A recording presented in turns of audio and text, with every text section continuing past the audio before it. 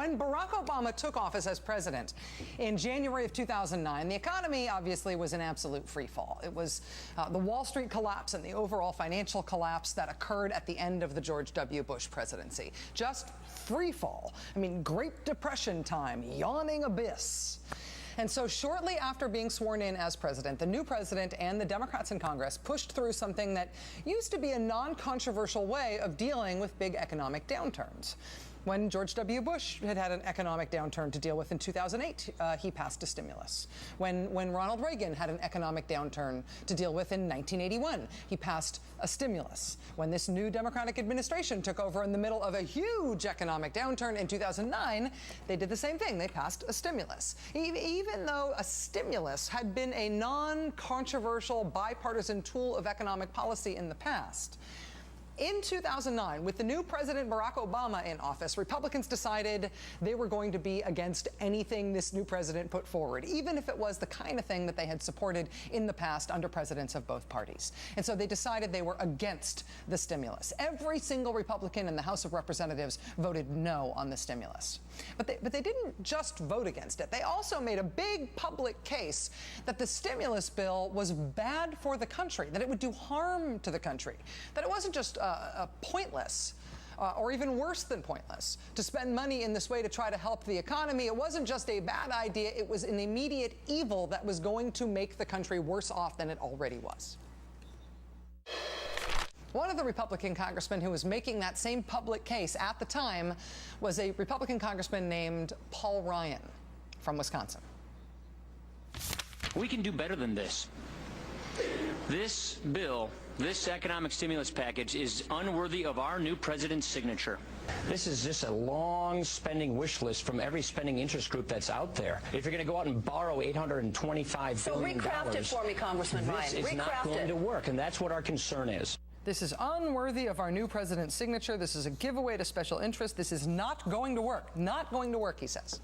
A year after the stimulus passed, Paul Ryan went on a local radio show in Massachusetts where a guy named Joe from Stoughton asked him, hey, you weren't one of those Republican congressmen with the giant check, right? You weren't one of those Republican congressmen who was a real hypocrite on the stimulus, were you?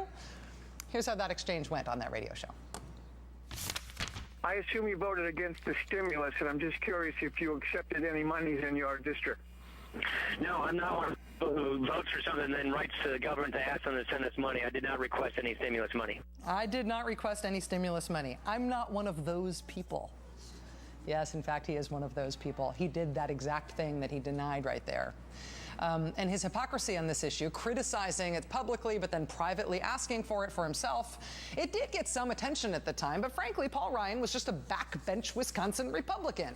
I mean, granted, he was one who wanted to be known as somebody who was very serious about government spending, but he just wasn't all that famous, and the issue of his hypocrisy on the stimulus eventually blew over for a while. But now Paul Ryan is not just a backbench congressman from Wisconsin, now he's about to be the vice presidential nominee of the Republican Party. So now his record's getting a little renewed attention.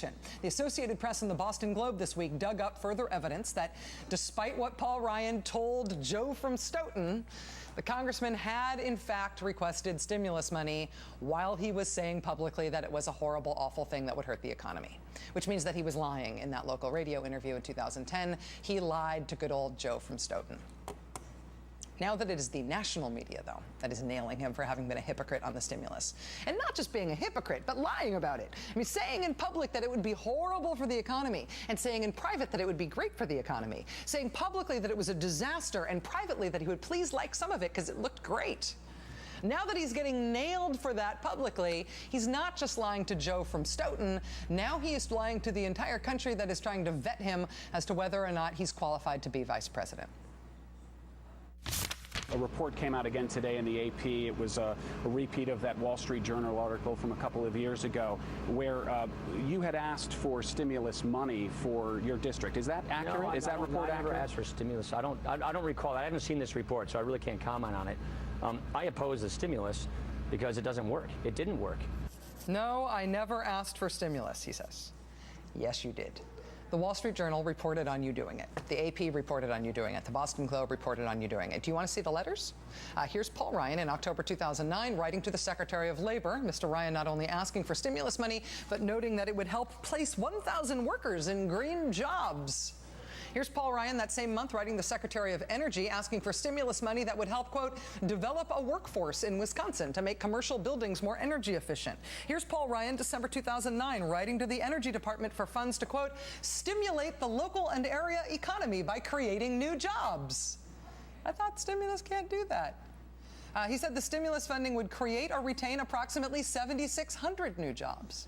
This company he's writing on their behalf here actually got $20 million, thanks in part to Paul Ryan's fulsome praise of how much stimulus money for that company would create jobs in his district. $20 million of that wasteful, pointless money that would do nothing to create jobs. But you nevertheless begged for it because of your private argument about how much good it would do. Your private argument that apparently you thought you would never have to answer for on the national stage.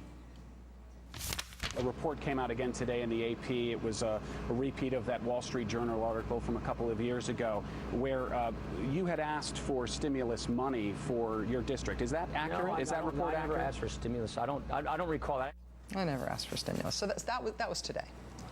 It's one thing to not answer for it to Joe from Stoughton, right, on a local radio show that you're pretty sure nobody in your home district, let alone national political circles, was expected to have archived, no matter how great the Dan Ray show is on WBZ. It's another thing, though, to lie blatantly in the face of black and white evidence that proves you are lying, that proves you are lying about your own record. If you believe the Game Change account of the 2008 presidential campaign, this kind of thing happening with John McCain's vice presidential nominee, with Sarah Palin, was the cause of crisis in that campaign. Do you remember how that played out in the Game Change movie? Remember this scene? Why haven't you released a statement saying that Todd was never a member of the Alaskan Independence Party? Because that would be untrue. He was a member. He checked the wrong box. He registered by accident and rectified the error immediately. He was a member for 7 years. I'm sorry, Governor, but there is only a few weeks left in this campaign. You have got to stop saying things to the press that are blatantly untrue. That is not the kind of campaign that we are running here. You have to stop saying things to the press that are blatantly untrue. There's only a few weeks left in the campaign. Late tonight, after being confronted with the reams of evidence that he did, in fact, request stimulus money, Paul Ryan released a new statement acknowledging the truth. It says, quote, after having these letters called to my attention, I checked into them, and they were treated as constituent service requests in the same way matters involving Social Security or Veterans Affairs are handled. This is why I didn't recall the letters earlier, but they should have been handled differently, and I take responsibility for that. Regardless, it's clear that the Obama stimulus did nothing to stimulate the economy, and now the president is asking to do it all over again. It did nothing to stimulate the economy, even though I wrote letters saying, please give me this money, it will help stimulate the economy. And then I signed my name at the bottom of those letters. And if I did request all that stimulus money, which I did, by the way, I did it by mistake, my staff did it. I signed it, yeah, but it was my staff. Paul Ryan is not Sarah Palin. At least he's not Sarah Palin yet. We'll see how it goes with the convention. But this is a problem for the Romney-Ryan campaign. And it gets at a bigger problem for Mr. Ryan's running mate that the Romney campaign still has not solved, which also came to a sort of very difficult head today. And that is that Mr. Romney's answer for why he won't release his tax returns is that we're supposed to trust him when he tells us what is in them.